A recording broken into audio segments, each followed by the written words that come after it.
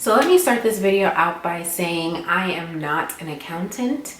I am not a financial advisor. I am not a CPA.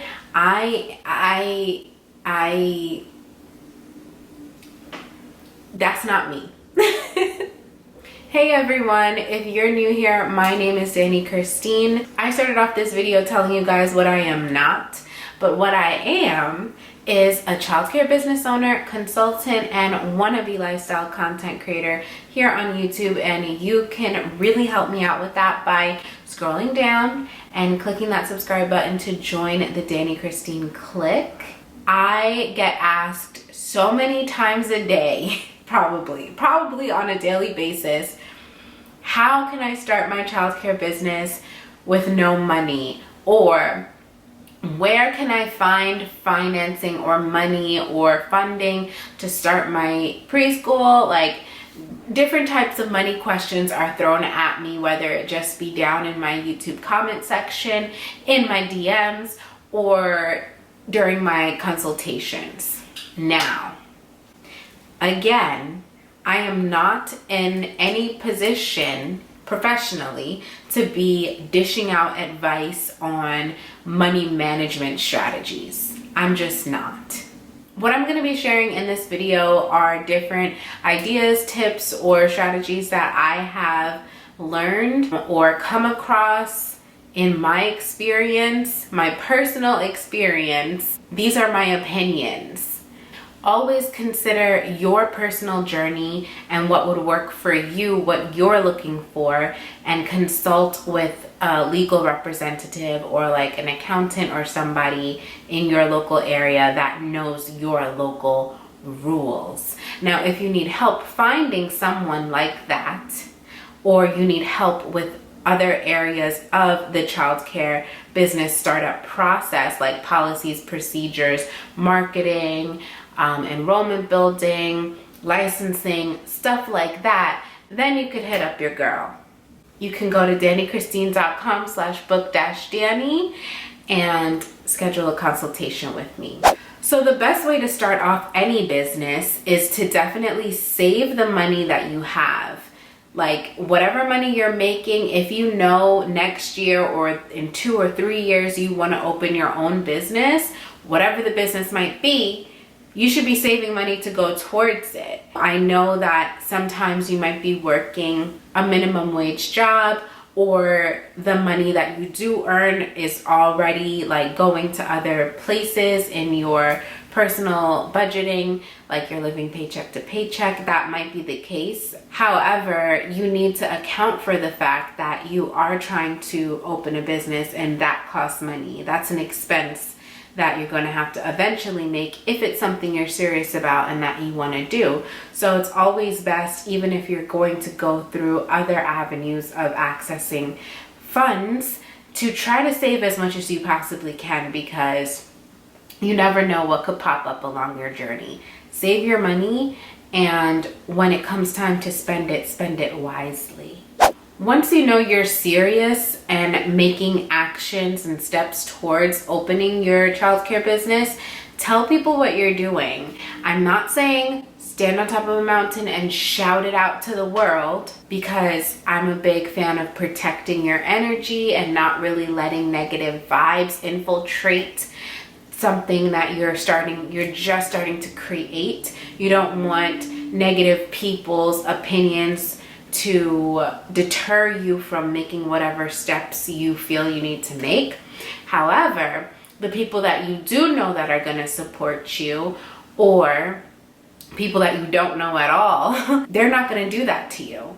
So I would suggest taking advantage of social media, because it's pretty much free, and going to networking events that are usually free or low cost, and meeting with people or connecting with people online, at least, who are in the field, in your industry, specifically childcare, if you're trying to start up a childcare business, and learn from them, for one. And also, this kind of helps to keep yourself motivated. But the financial benefit of doing this is you never know who you're gonna meet and how they could help you. Like I shared in my startup story that I posted a few weeks ago, I got the opportunity to open a center-based program only 2 years after starting my home daycare program, because I had networked previously with one of my father's friends. He knew that I had a daycare program, and he was trying to add a daycare business as to his professional business portfolio. So he asked to partner with me on that. And the only way that that opportunity was available to me was because he knew what I was doing. He saw my potential and what I was capable of, because I shared with him, with my family, with my friends, and anybody else that I came across that I have a childcare business and this is what I'm doing. So I was able to scale my business and grow into a much larger program pretty quickly. If you don't want to wait for a possible partner or investor or a financing opportunity to come to you, you can seek them out as well.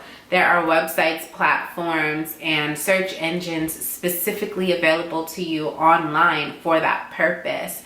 There are people that, just like the partner that I had at that time, there are people looking to invest in businesses just to make a profit, not necessarily to run it or do anything like that. I believe the term for that is a silent partner. They might not necessarily want to have anything to do with the day-to-day operations. They just want to put their money in someone's hands who they know are going to make more money, give them their money back, and then some. You could also get a loan or a line of credit, either under your business name or under your personal name. There are many different ways that you can go through a bank directly to get loans or lines of credit.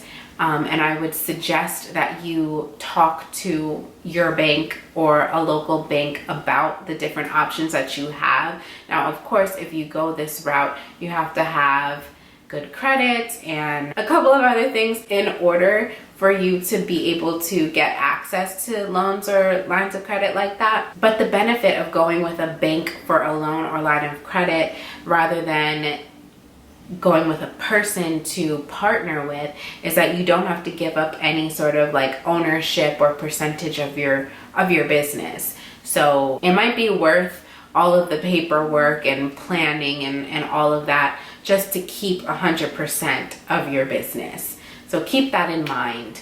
Another thing you can do is consider really what type of business you want to run. There are regular for-profit businesses. Mine is a for-profit.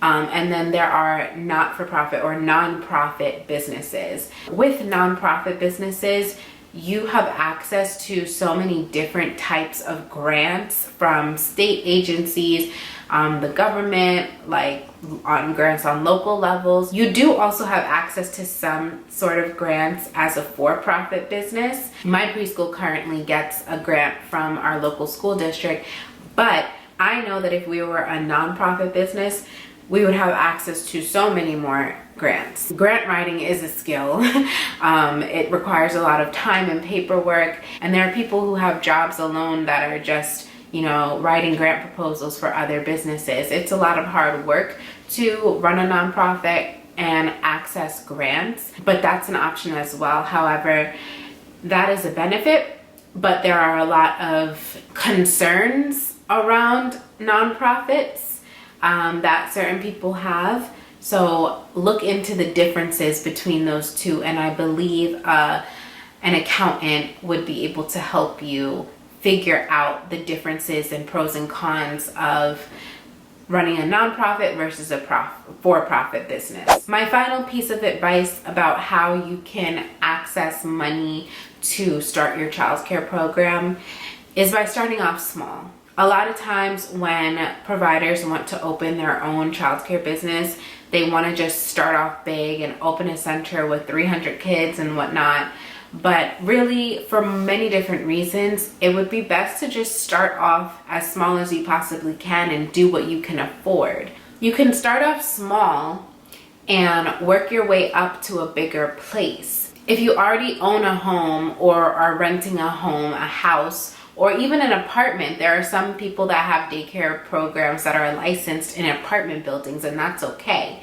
You know, do what you can with what you have, where you are, and invest what you can. It might only cost you like maybe $1,000, $2,000 to get some toys and workbooks and craft materials and stuff, maybe a table and chairs for a couple of students.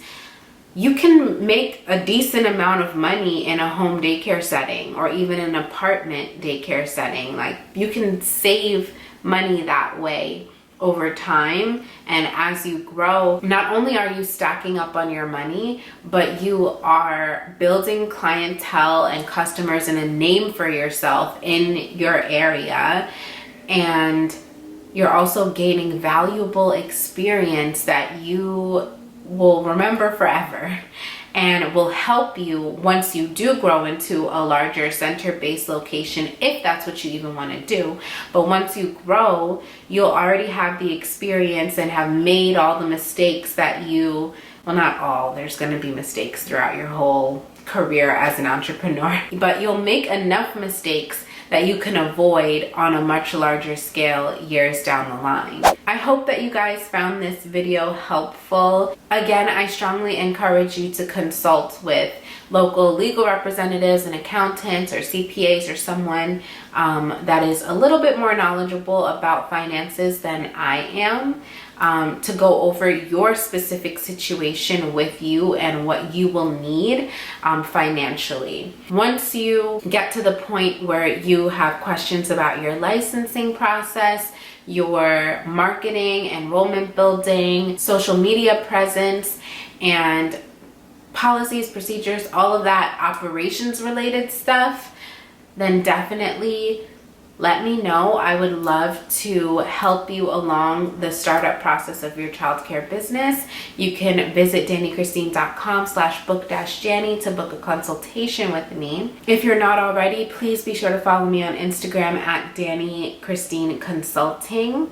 And be sure to subscribe and like this video if you did not do that already. If you did, then definitely share this video with your friends. I've recently announced that I'm hosting live classes. I'm doing my first couple of classes in New York, specifically Nassau County. So if you're in the area and want to learn about the daycare startup process, definitely visit DaniChristine.com/classes to register for one of those live events. If you're not from New York, let me know where you're from and where I should go next. Thank you guys so much for watching. I'll see you guys next time. Bye-bye. What I'm gonna go, ooh, the sun. Okay, all right. We can be in the sun. We can be in the sun. Yes, shine on me.